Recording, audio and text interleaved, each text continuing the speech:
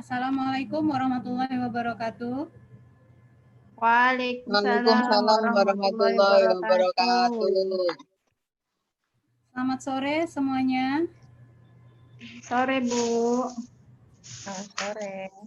Sore Bu Laila. Ya, alhamdulillah di sore hari Hei, ini Bu. Bapak Ibu semua dapat menghadiri web meeting daring untuk kegiatan diseminasi penelitian tindakan kelas saya. Sebelum memulai acara ini, alangkah baiknya kita berdoa terlebih dahulu. Menurut agama dan kepercayaannya masing-masing, berdoa dipersilakan.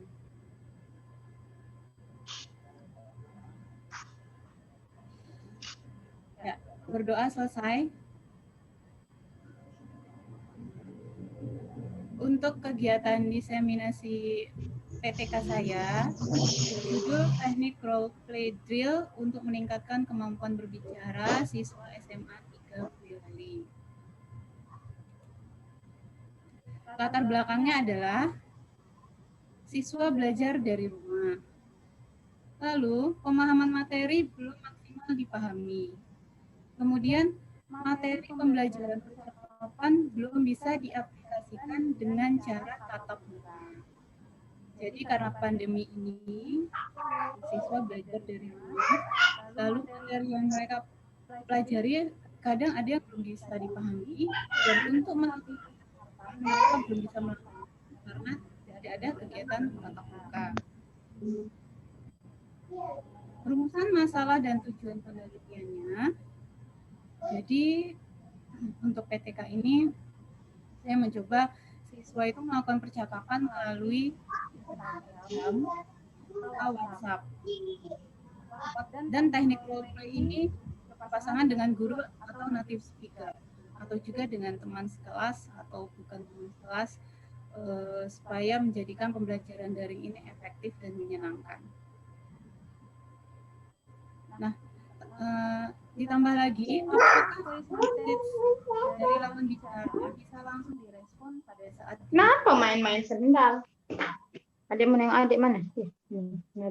Definisi operasional untuk bermain peran atau role play adalah suatu kegiatan yang menyenangkan. Secara lebih lanjut, bermain peran merupakan suatu kegiatan yang dilakukan seseorang untuk memperoleh kesenangan.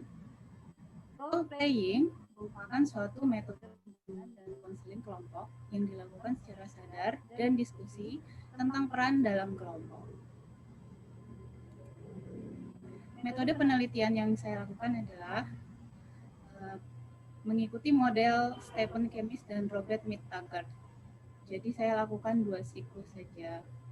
Lalu teknik observasi, latihan percakapan, dan kuesioner. Data kuantitatif meliputi nilai latihan percakapan para peserta didik. Tindakan pada siklus 1 dan 2. Untuk siklus 1 pada materi kegemaran dan siklus 2 pada materi waktu senggang.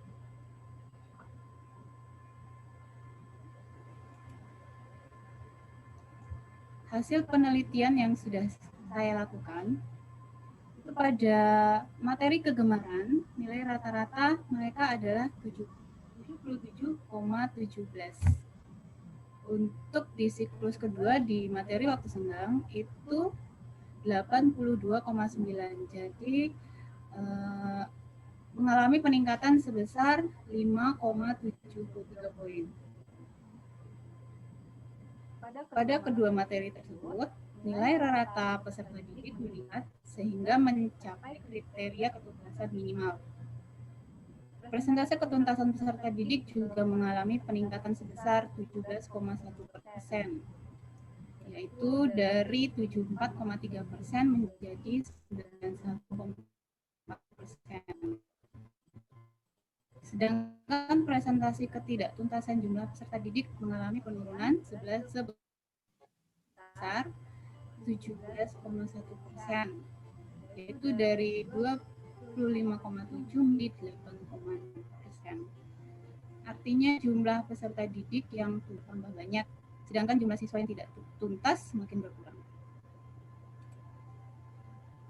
Kesimpulannya, hasil analisis data menunjukkan bahwa latihan percakapan dengan native speaker dapat meningkatkan kemampuan berbicara dan pemahaman materi setelah dilakukan tindakan pada siklus 1 dan 2. Sehingga kesimpulannya adalah teknik role play drill dapat meningkatkan kemampuan berbicara dan pemahaman materi siswa pada pembelajaran bahasa Jepang di SMA Negeri 9. Ya, cukup sekian. Monggo Bapak Ibu, apakah ada yang ingin ditanyakan atau yang ingin dikomentari dari hasil diseminasi PTK saya?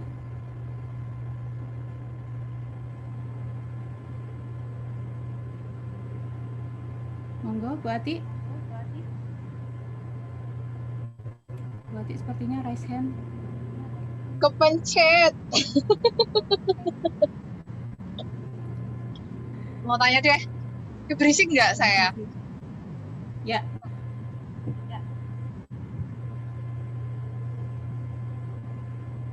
Udah bagus, Bu Laila. Halo? Ya, Sensei. Ya, ini aku berisik banget ini gini.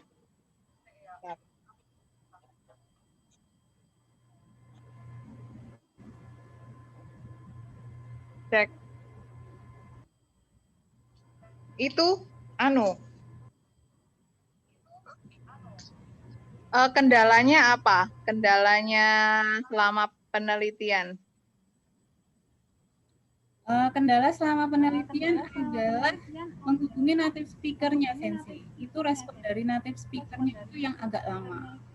Sebenarnya kalau dari siswanya bisa mengerjakan, respon ke native speaker-nya yang agak lama karena kan mereka hanya bisa menghubungi lewat Instagram.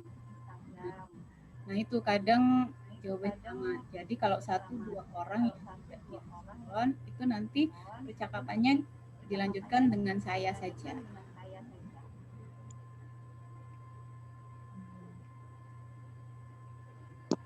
Oke, terima kasih Laila Sensei.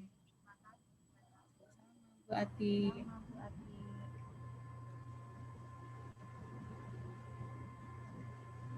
Monggo yang lain, Bapak Ibu.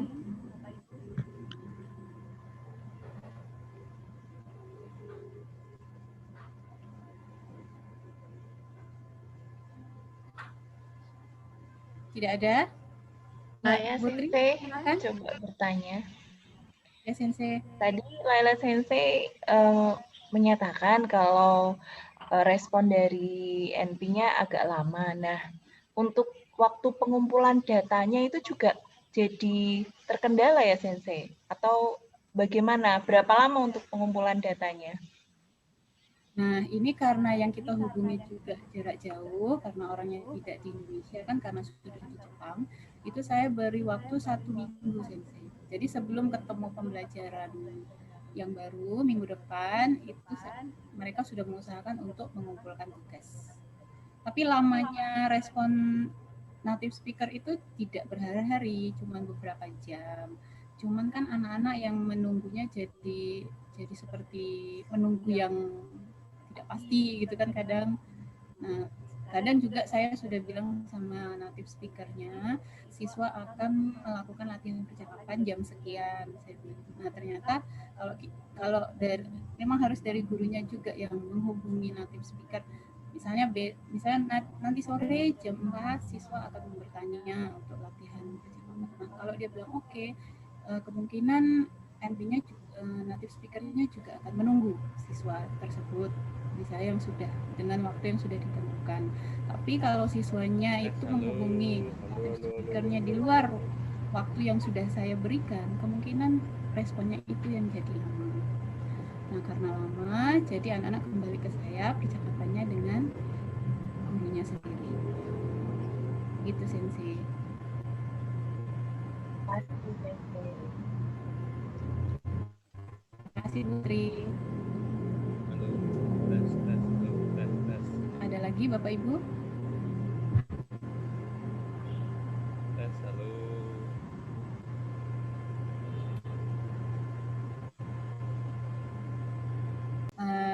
Baik Bapak Ibu, terima kasih atas kehadirannya dan kesempatannya di diseminasi PTK saya sore ini. Saya ucapkan banyak terima kasih yang sebesar-besarnya. Semoga PTK saya ini bisa berjalan dengan baik dan lancar. Untuk mengakhiri acara ini, kita berdoa dulu. Berdoa dipersilakan. Berdoa selesai. Terima kasih Bapak Ibu. Assalamualaikum warahmatullahi wabarakatuh. Waalaikumsalam warahmatullahi wabarakatuh. Waalaikumsalam warahmatullahi wabarakatuh. Waalaikumsalam warahmatullahi